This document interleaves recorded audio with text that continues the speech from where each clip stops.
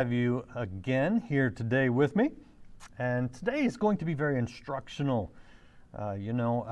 We all have a story, and there's really nothing that can deny that. And I find that when we learn to tell our stories, that it impacts people, and I think that's why Jesus told lots of stories.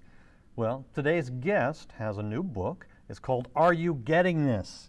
And it has much to do with the art of storytelling, and even more than just telling a story.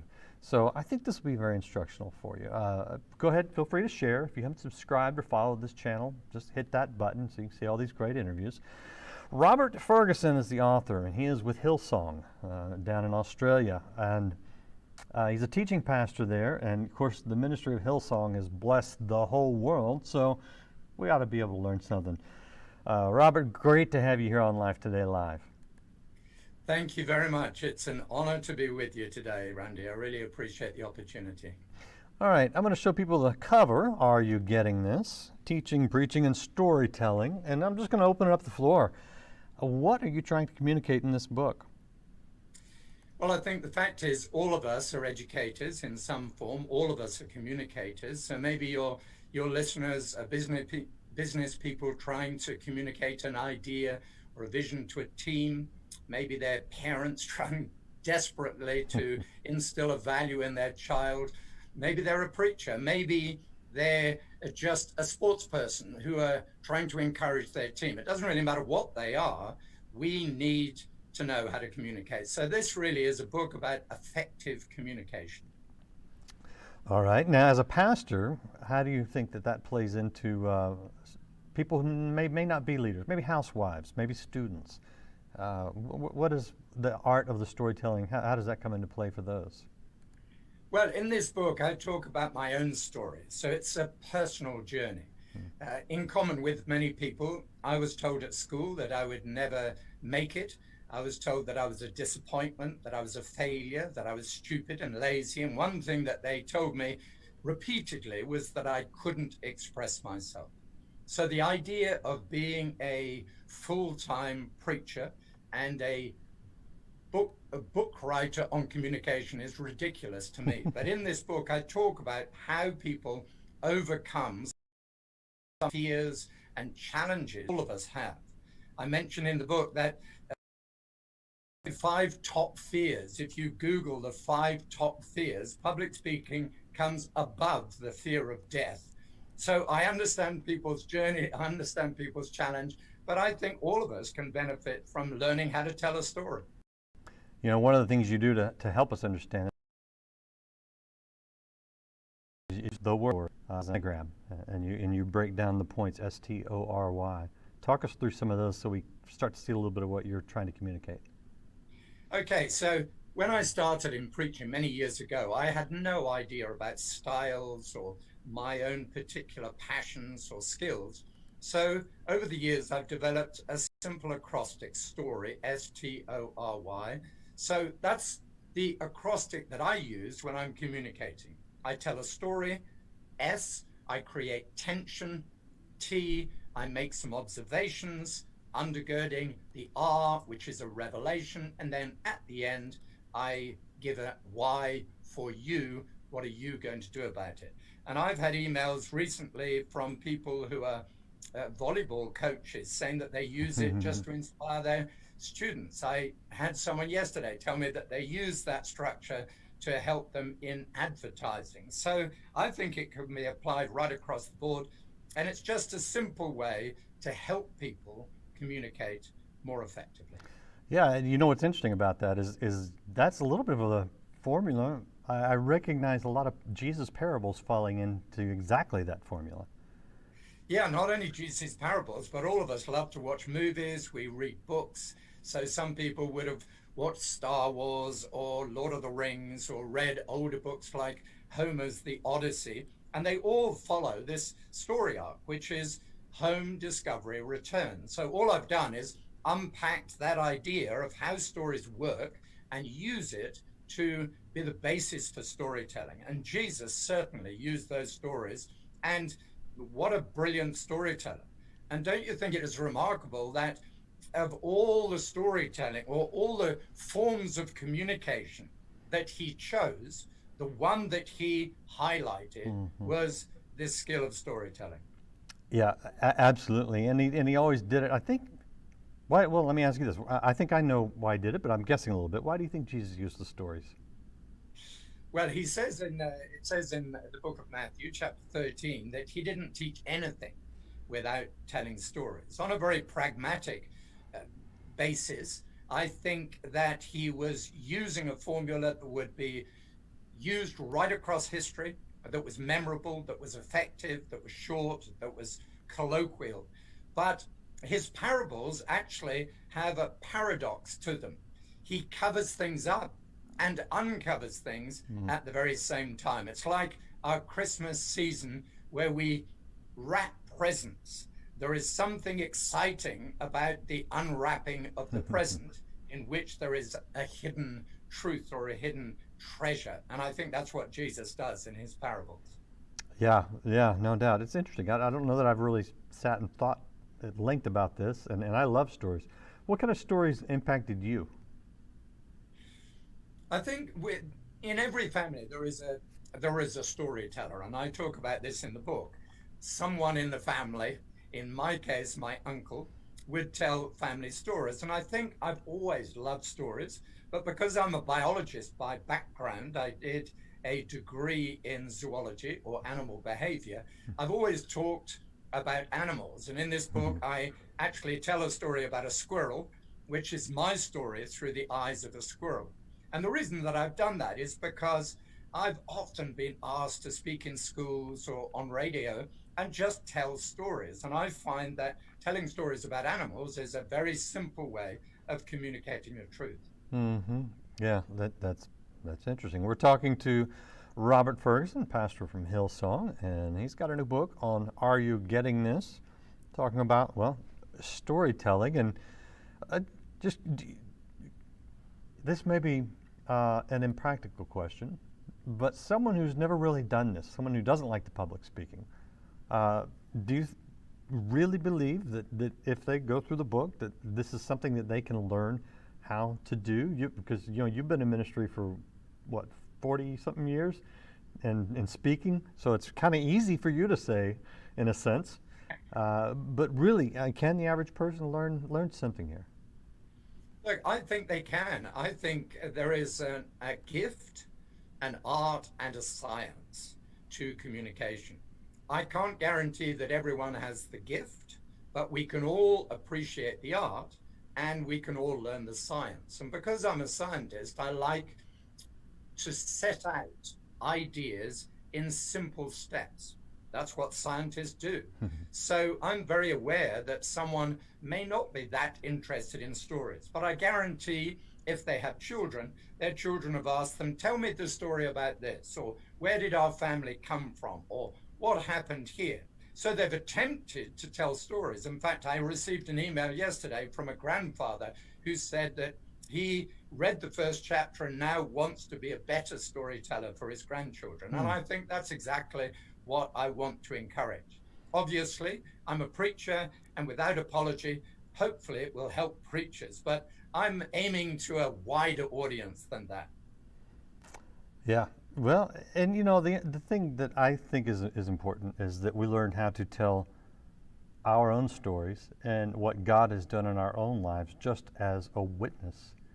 And I opened alluding to that, and I think it's powerful because it's one thing to try to argue, in a debate style, because now I have to prove certain points, or I have to refute other points, or I'm dealing with someone who knows more about biology, like you do, than I do, and suddenly I feel disqualified from the conversation because I don't have knowledge in a certain area. But no one can tell me that my story is not my story. Do you see the storytelling as an important part of us sharing the gospel with other people? Absolutely. I couldn't agree with you more. There is an old adage that says a man or a woman with an experience is never at the mercy of a man or a woman with an argument.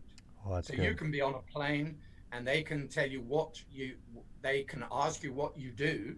And I don't even tell them exactly what I do. I tell them a story. And they can say, well, what do you believe? And I tell them a story.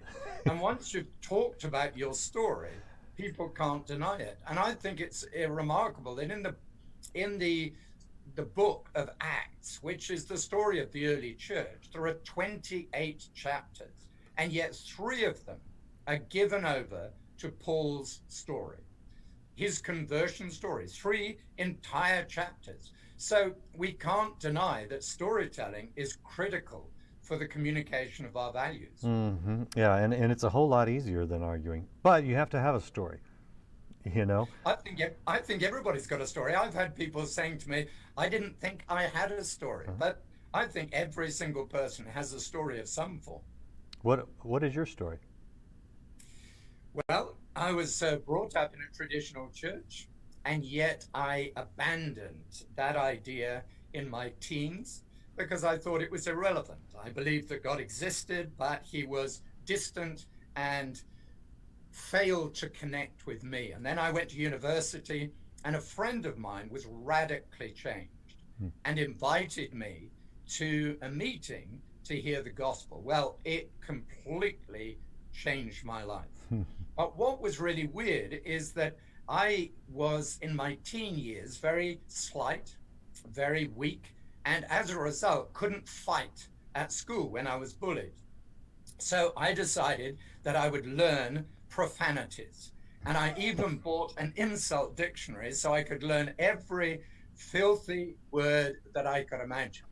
So I was so used to swearing, my parents were shocked.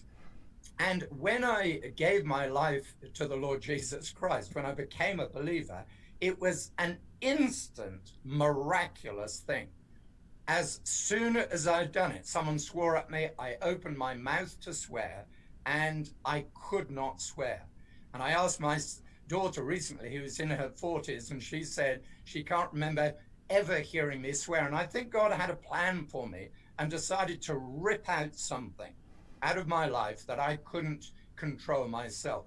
So that was the first day, was the beginning of an amazing adventure of discovering the reality of God and his kingdom. How did you go from England to Australia? I was invited on a 2-year contract just to come and help look after the Bible College. And I came as the principal of the Bible College for a couple of years, and here I am 30 years later. So I work very closely with Brian and Bobby Houston, who are the global senior pastors of Hillsong Church.